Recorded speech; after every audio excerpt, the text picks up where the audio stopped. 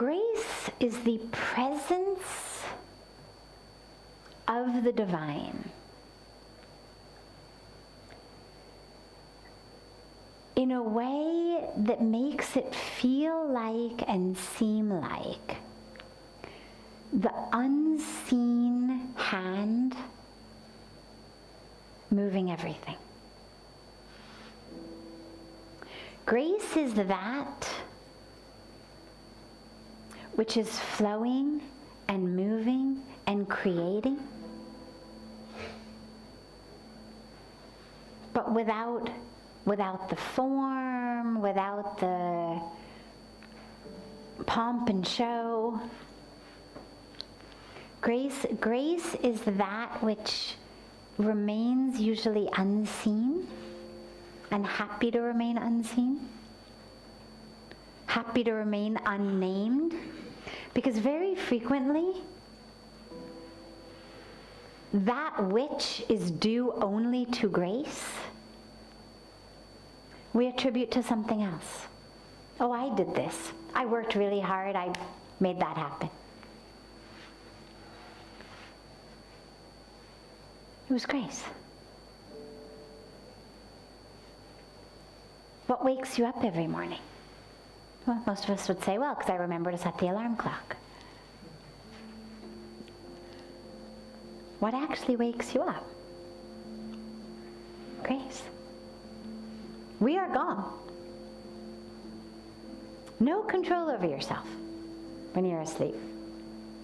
There's nothing in you that wakes you up. What wakes you up? What is it that digests our food? We throw in junk. Look at how this incredible vessel of a body, this machinery, look at how that works. Amazing. We can't even remember to breathe. When we do meditation and I say, focus on your breath,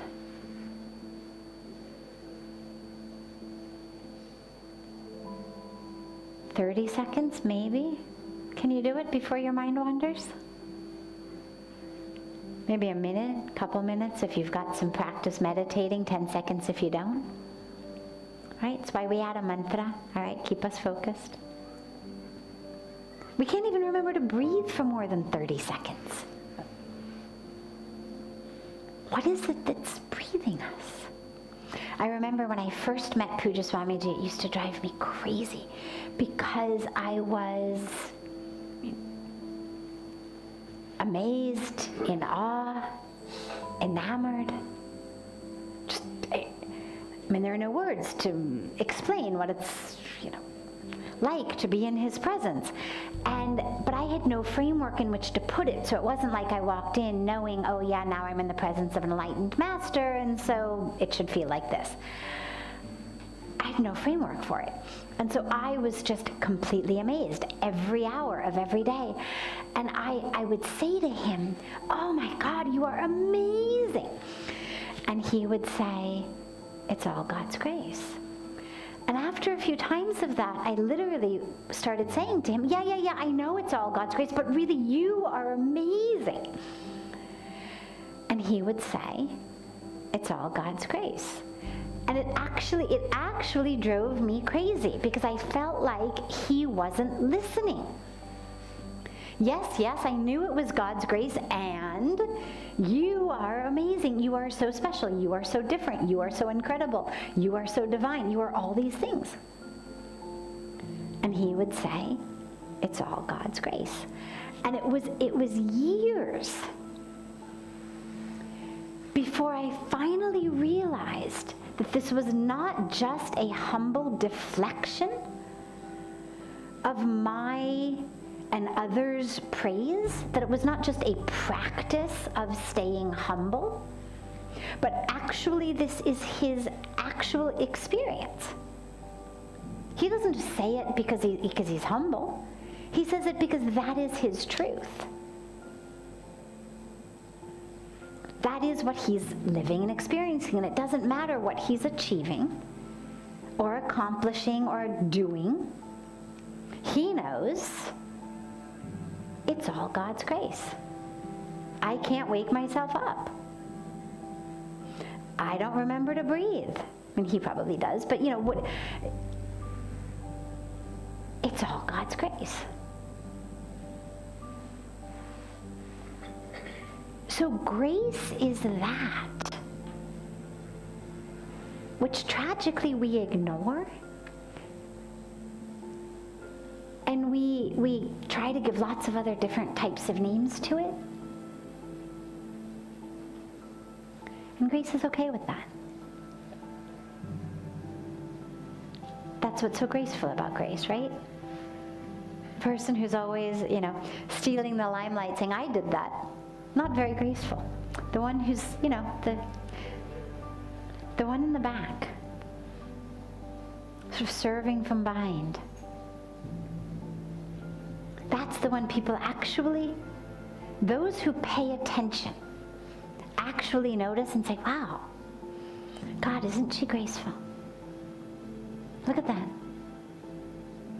There's a grace in that. Why is it the same word? Because that's how grace is. Grace is not the hit you over the head. Grace, you actually have to notice that it's grace. And this is the tragedy when people say, God, I wish that there were grace in my life. I wish I could experience grace. Because it's there and available for everyone. But we're just looking in the wrong place.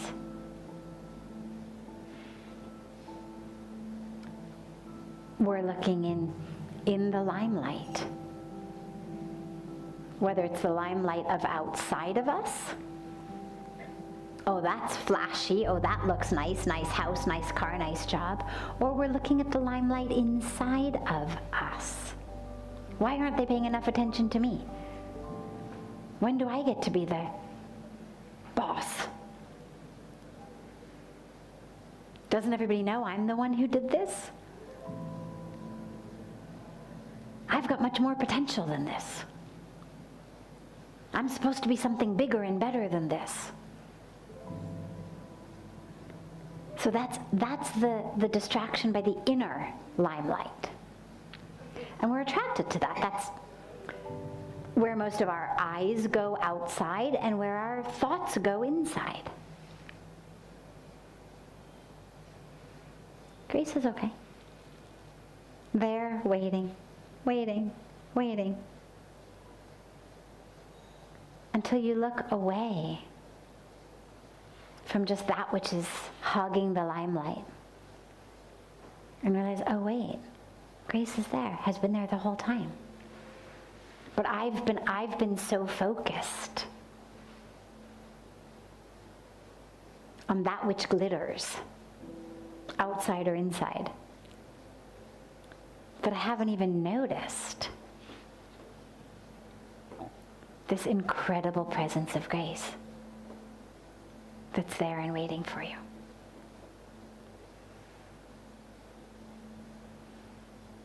Grace is that, by the way, which gives that full, permanent experience of happiness. Because when we realize that grace is there and that our only task is to allow it rather than getting lost in the glitter and spotlight outside or the glitter and spotlight of my mind inside. And I can just allow grace to permeate me. This is what creates the permanent happiness. But grace requires a surrender. When we were speaking about, you weren't here, but we were talking about surrender for a few nights ago, and I kept emphasizing the need to bow, to get out of the way, and that's what surrender is. And the reason for that is because grace needs space to flow. And so when our ego is hogging all the space, I'm the one who did it, I'm more than this, I'm bigger than this, I'm this, whatever it may be, when our ego's hogging all the space inside, there's no room for grace to flow. And this is where that surrender becomes so important, so that there is room for grace to flow.